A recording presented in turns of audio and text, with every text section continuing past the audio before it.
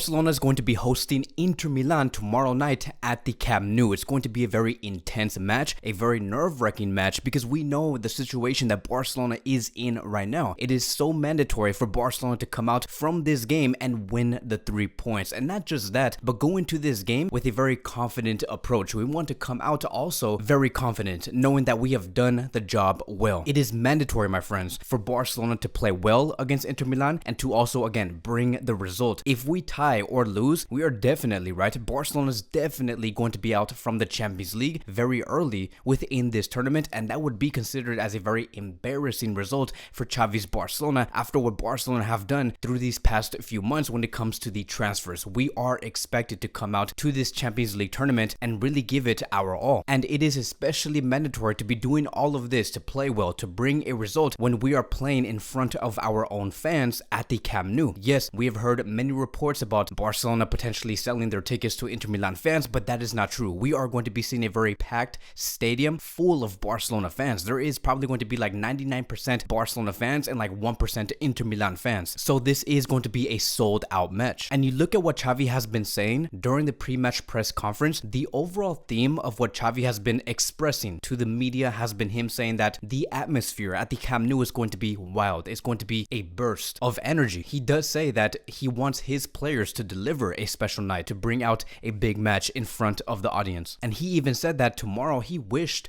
that he was not a coach. Like, he really wished that he was a player in a situation like this, because he wants to be on the field, because he knows that there is going to be so much backing going all over this stadium. Now, what were the problems that Barcelona have previously had in the first leg against Inter Milan when they did visit Milan a couple of days ago? Point number one, they were very ineffective on the left flank. When we saw Rafinha start within that front three on the left side, he was very flat, and Xavi thought that he did have his best front three that he could possibly have going up against Inter Milan on that first leg. But no, Rafinha was very flat in this game. He did not really do much. We were very ineffective on the left flank overall, and Inter Milan were assessing this whole thing, and they were saying, oh look, they can only attack on the right side. They're only bringing all of their opportunities on the right flank. Let's just focus covering Dembele and nothing more, because Rafinha is not really doing much. So the answer to this problem and what we should be doing different at the Camp Nou is to start Ansu Fati on the left, a true left winger that can bring the goals. There has been an understanding between Xavi Hernandez and Rafinha. Rafinha has expressed many times and during a meeting where he did say that he does no longer want to play as a left winger. He believes that he does deserve to always play on the right side, which is why I believe that Ansu Fati is going to be there, and we need Ansu more than ever. We need a great performance from this player than ever before, because Ansu has to come into this game and score the goals. We have to win. Like, we can't just see Ansu Fati just connect with players like Pedri and Gavi and that's it. Like, Ansu has to do everything on that left side. Inter Milan have to say, we have headaches on both sides now. We have a headache with Ansu Fati scoring goals, and we see Dembele generating chances every 5 to 10 minutes. Problem number two that we did encounter in the first leg was Barcelona playing so slow when they were coming out from the back. And if you guys do not know what that means, because sometimes I feel like when I talk about like tactics, many of you guys are like confused on what I'm basically saying, but what it basically means when it comes to like playing out from the back is, let's say for example, Ter Stegen passes it towards Eric Garcia. Garcia does a long pass to someone like Rafinha, and then we're counterattacking within a span of 3 to 5 seconds. That is what I do mean by playing out from the back and with speed. Or let's say for example, we're being pressed and one of our players within that defensive line has the ball. We want to be able to pass quickly to someone like Gavi or Pedri or Busquets in order for us to get out from that press. Again, Barcelona were very slow when it came to that against Inter Milan, which is one of the reasons on why we found it so difficult to break through Inter Milan's defense. Because the fact that we were so slow when it came to playing out from the back, it gave Inter Milan the time to readjust their positions, and that allowed Barcelona to not play their game. So we have to be very fast when it comes to playing out from the back and become very vertical. This is what Xavi did say during the pre-match press conference. We do have to be more vertical in case they attack. They won't spend a full match in defense, and we have to be more aggressive towards the goal. And the players that I believe is going to be so responsible when it comes to either receiving the ball to become very vertical or to start the play from the back, it's going to be revolving around Eric Garcia, Gavi, and Pedri. They're going to be so responsible. I know that Busquets is also going to have to be a player that has to play vertical, but he always does. So he's not really the problem. We just need to ask for more verticality coming from Gavi, Pedri, and also Eric Garcia. Take those chances. Make those fast passes. Really punish Inter Milan for leaving those spaces behind. Moving on towards problem number two. We need to score, right? I don't think that right now Barcelona is in the motion of scoring goals within a span of like 90 minutes. Like, we have been scoring very little in the past 2 games. Like, yes, we have conceded very little, but we need to score more goals. We have the quality to do so. So we have to involve someone like Lewandowski to come into this game against Inter Milan, and by a lot. And he needs to be 100%. Because look, I remember Barcelona finding Lewandowski so many times against Bayern Munich. And if you can do that, if you can find Lewandowski in the box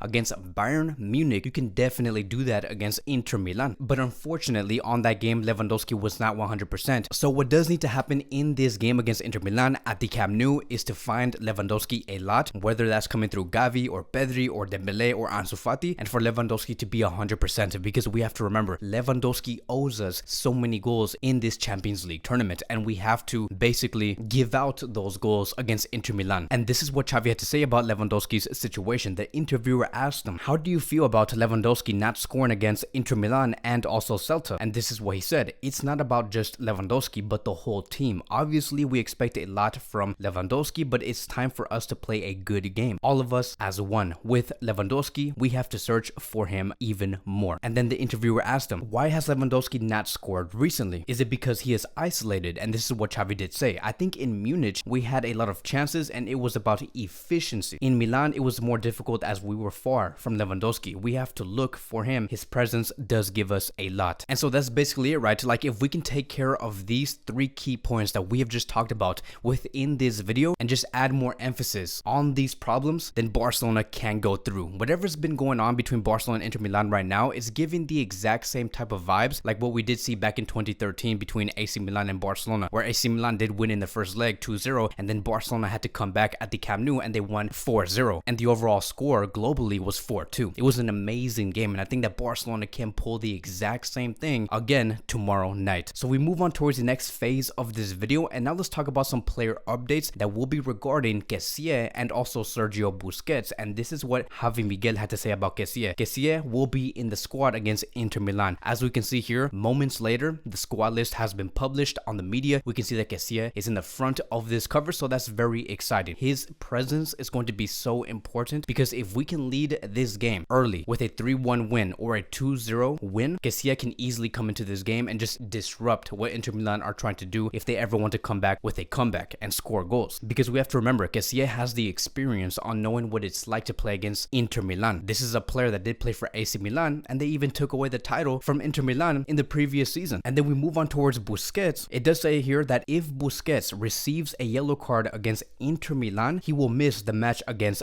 Bayern Munich. So we have to play a very clean game. Can you imagine if Busquets gets a yellow card in this match against Inter Milan and then he's going to be missing that next game against Bayern Munich? We need Busquets in the match against Bayern. Now, I think that it is inevitable. Like, I think that we are destined to see Busquets eventually miss a game within this Champions League tournament because of what he has to do and what Xavi does order from Busquets. So eventually we're probably going to have to encounter a game where Busquets is not going to be there. If Busquets does get a yellow card against Bayern, most likely we're probably not going to be seeing Busquets when Barcelona is in the round of 16. So we do have to be very prepared, right? We have to know exactly who could replace Busquets if he does miss that next match. Could it be Frankie? Could it be someone like Kessie? Or maybe even Christensen, right? Christensen has played as a pivot with his international team before, so it should be very, very interesting. We'll see how everything does go. Now we move on towards the next phase of this video, which is the last one, and now let's talk about the lineup and what we could see. We should expect to see Ter Stegen in goal. As always, he is okay. He is not injured. He did not injure his back like what we did see against Celta. Our defensive line being Jordi Alba as the left back, Eric Garcia and Piqué as the center back duo, Balde as the right back, and then our midfield being Busquets, Gavi and Pedri, and our front three being Ansu Fati, Lewandowski, and Dembele. Now I know that there is going to be concerns. Many are going to be saying, Kevin, why are you putting Piqué and Alba? They're going to be giving out disaster classes against Inter Milan. Why don't you put in Marcos Alonso as a center back? Just like what we discussed before, we need players that can play out from the back very quick. Piqué and Eric Garcia can do exactly that. Marcos Alonso, the way that he shifts his body and his passing like speed, it's just not in the same speed of Eric Garcia. And you can say that maybe Alonso has the exact same passing speed like Gerard Piqué, but who would you rather have, Marcos Alonso or Piqué? I would say Piqué because he has been playing phenomenal and he had a great performance against Celta. And then if you were to ask me, okay, then just play him as a left back and take out Jordi Alba. He's going to be giving out another disaster class, right? I don't think that's going to happen, mainly because I think that Balde is going to be staying back instead of moving forward. If Balde was comfortable moving forward and joining the attack with Dembele, then yes, maybe we could see Marcos Alonso as that left back. But because we can clearly see that Xavi Hernandez does not want to see Balde move forward as much as some other regular right back, it would make no sense to have a 3-man defensive line of Balde, Piqué, and Eric Garcia with Alonso moving forward because he is simply just too slow. The only player that would be able to provide that speed and those passes in the final third, it would be Jordi Alba, which is why I do say it just makes the most sense to have Alba on that left side. So that is it, right? That is going to be wrapping up today's Barcelona pre-match preview and daily news. Thank you guys so much for watching. If you guys are new here, welcome to the channel. Please like, subscribe, comment, and I will see you guys in the next video.